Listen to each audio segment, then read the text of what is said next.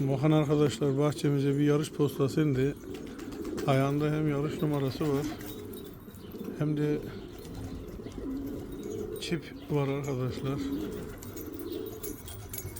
Tutmaya çalışmıyoruz. Normalde güvercinleri dışarıda yemlemiyoruz. Yem yesin diye, karnını doyursun diye yem attım. İnşallah yemini yer, suyunu içer, dinlenir. Gitmek isterse yoluna devam etsin. Yoksa da dinlenip yarın gitsin. Bizim için hiç sorun yok. Ama yeter ki yerine gitsin. Çünkü yıl boyunca emek veriyor insanlar arkadaşlar. Hiçbir zaman böyle bir yarış postasını tutmaya çalışmadım arkadaşlar.